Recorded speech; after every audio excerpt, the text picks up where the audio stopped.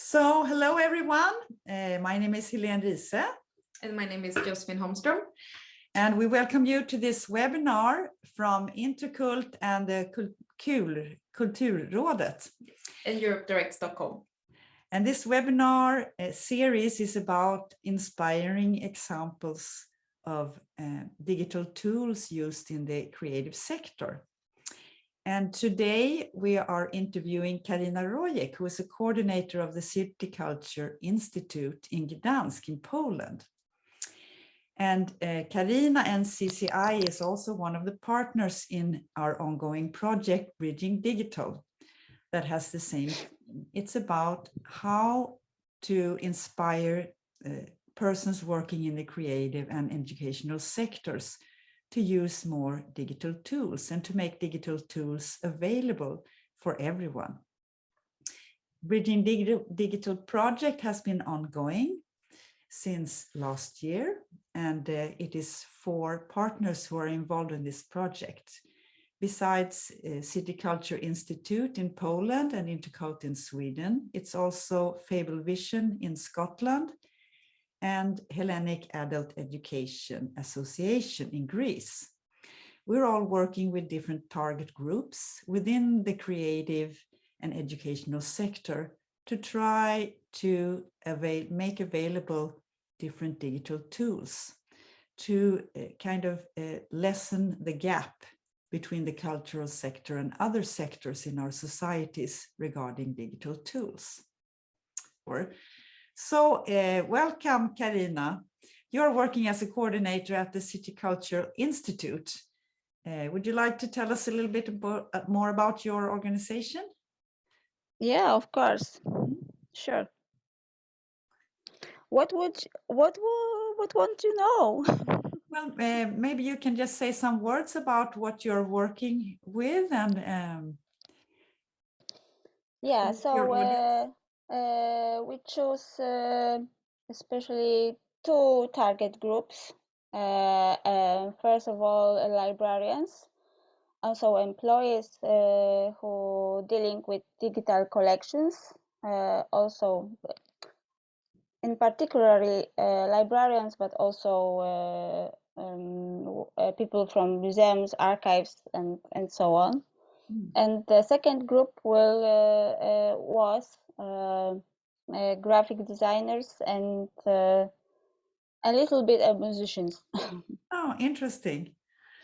So you can show your presentation and we will be listening. Okay.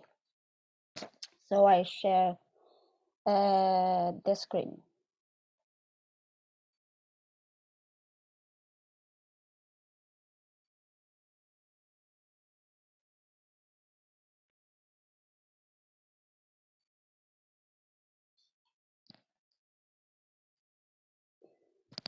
Oh yeah. So we are part of Bridging Digital, a City Culture Institute from Gdańsk. And on 9 September 2022, we symbolic inaugurate a project with a workshop podcast bridge between us and the readers. We chose podcast before because we noticed and the librarians noticed that increasing popularity this tool, especially during the pandemic time, because this tool is perfectly responds to the need for contact, not only with culture, but also with just with people, with another human. We invited 15 librarians from Gdańsk and the surrounding area to participate in the workshop. So here, can you see some photos from this? We worked in the space of Gdańsk shipyard, as you can see, and at the meeting, participants learned, among other things. Why make a podcast and how to go about it, where to get sounds and musics, and how to put them in the background, how to pay attention and when developing their podcast, and many other things. Thank you so much, Karina.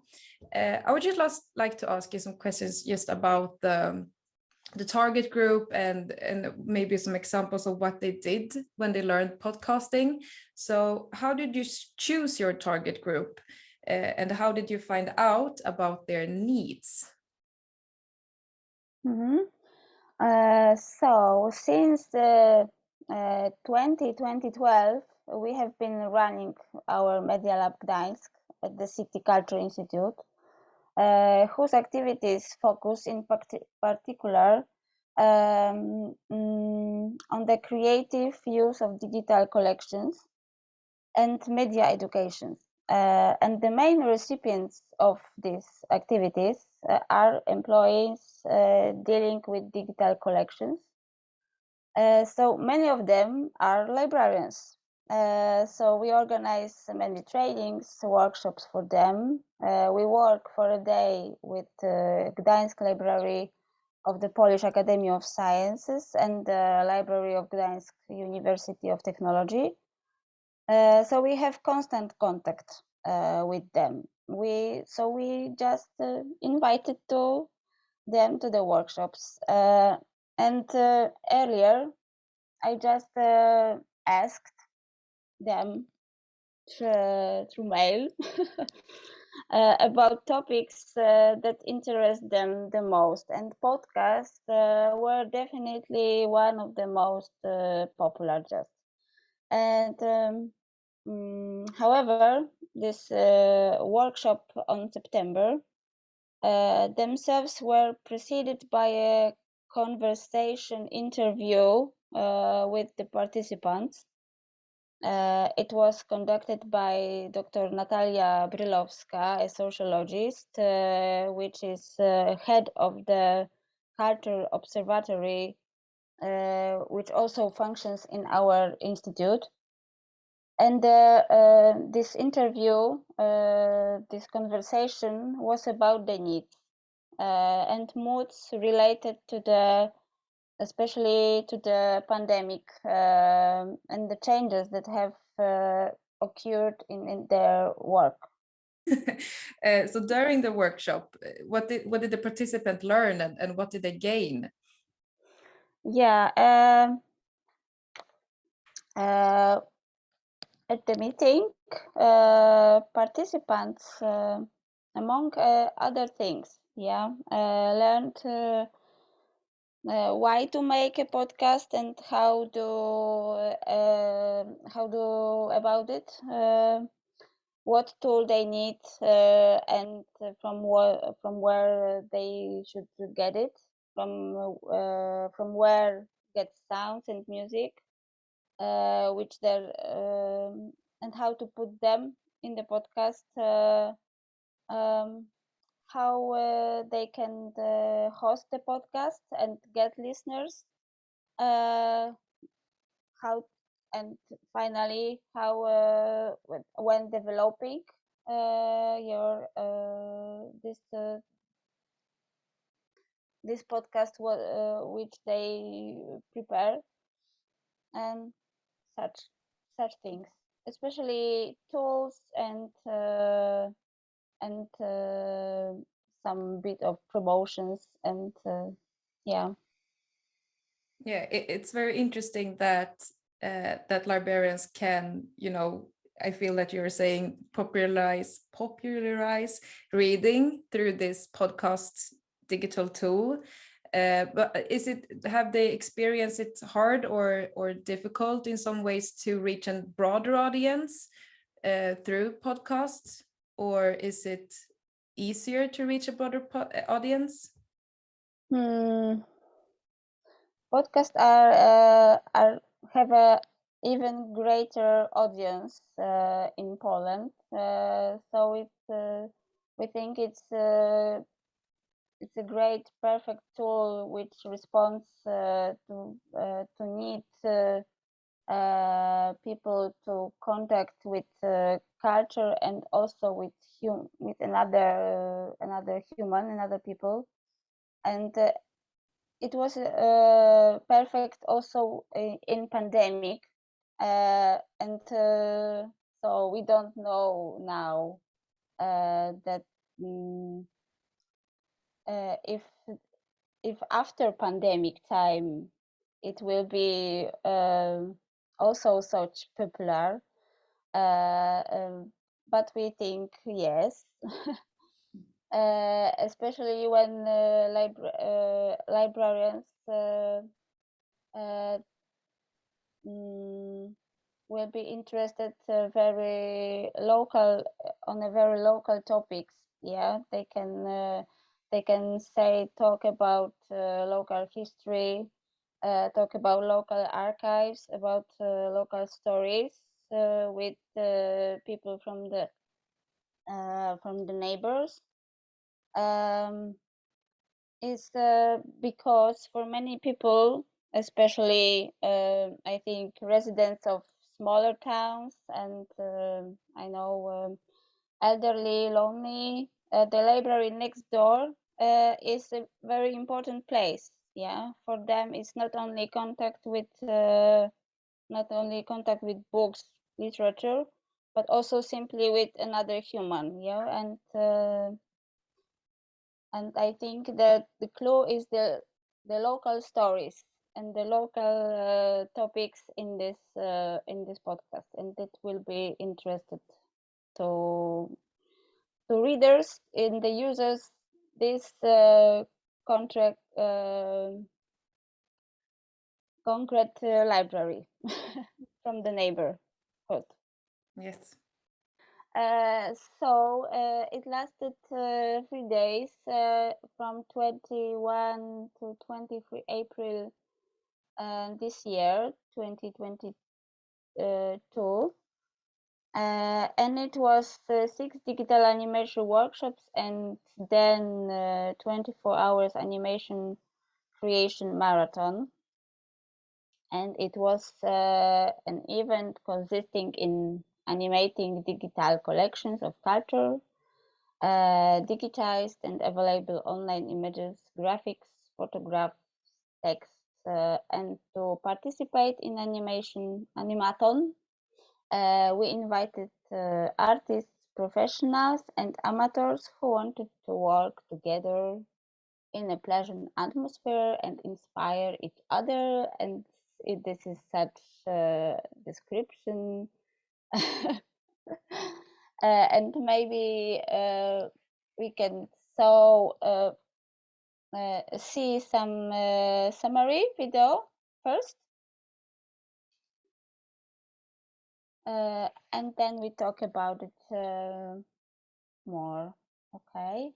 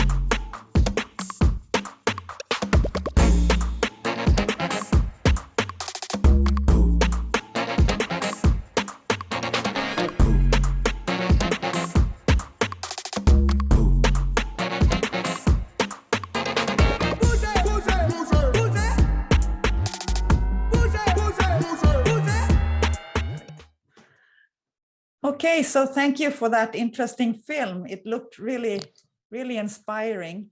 And as you said, your purpose was to create inspiration between different groups. But from your experience, what did they learn? And what did you learn from this event? Mm-hmm. The main goal to the event was to create.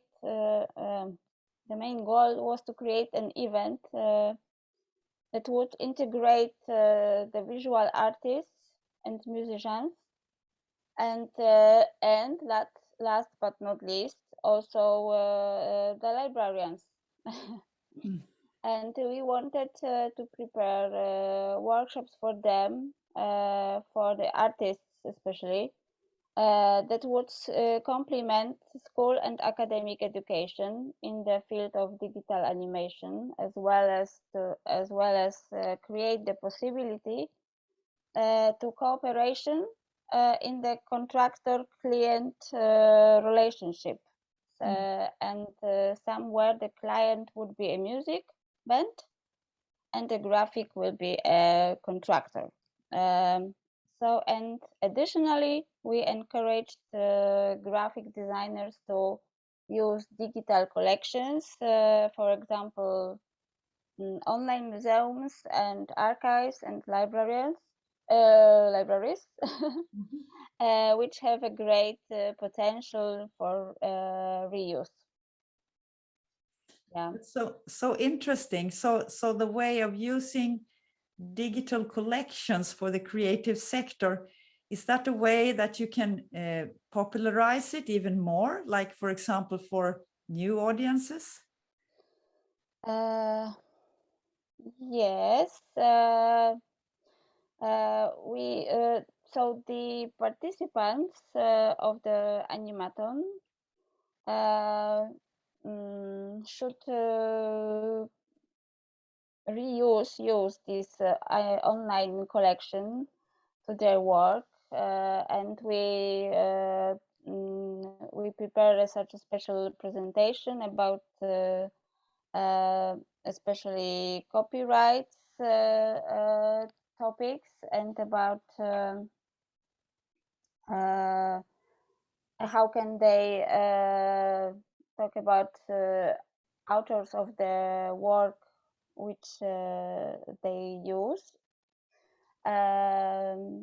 So we think this digital collections, especially public domain, have a great potential to use, especially for graphic and artists, because public domain they can use freely, even to commercial purposes.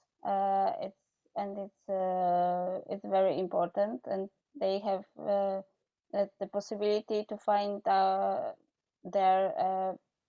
original, very interested works, not only masterpieces, but also works from unknown or forgotten artists. And this is very special and great for them, yeah, and inspire them to make new things. That's so interesting. And what do you think is the greatest benefits of inviting different groups in the creative sector to work together, like for example librarians and musicians? Yeah. In this event, we mainly wanted to recreate the real professional situation, so this customer contractor relationship.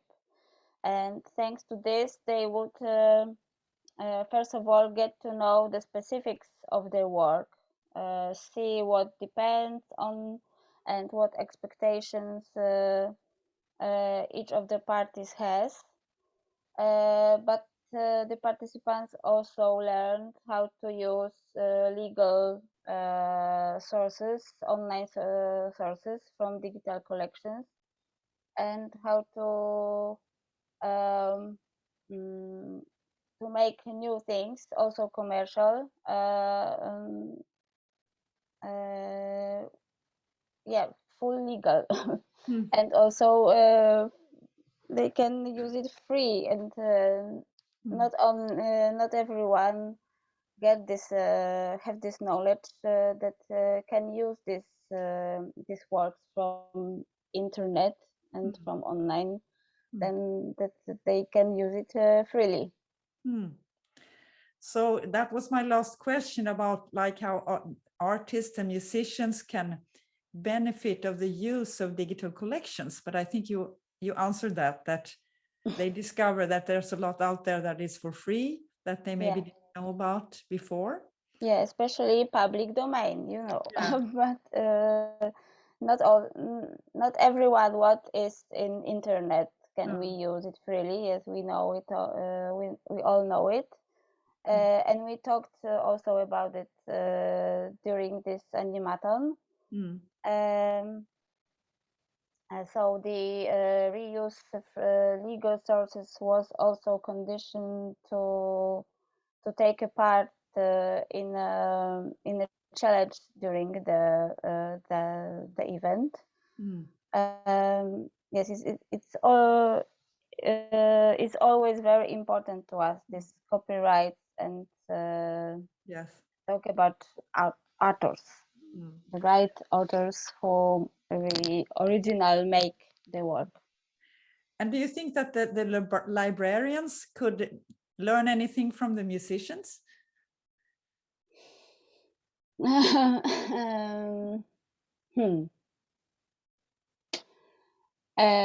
For sure, they can inspire each other, and everyone has another different knowledge and skills, and work in such interdisciplinary teams is always very inspiring for everyone, and I'm sure that when we will plan another edition of Animathon, and we work in such an interdisciplinary team where we have such a librarians, artists, musicians, coordinators, such a even people from finances, and everyone has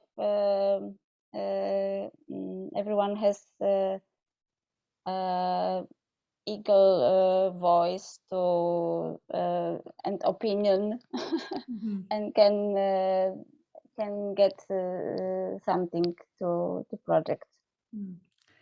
So thank you. This was really very inspiring examples that I think that we other organizations around Europe can learn a lot from. So thank you so much, Karina Rojek, for participating. Thank you. Today. Thank you, Helen.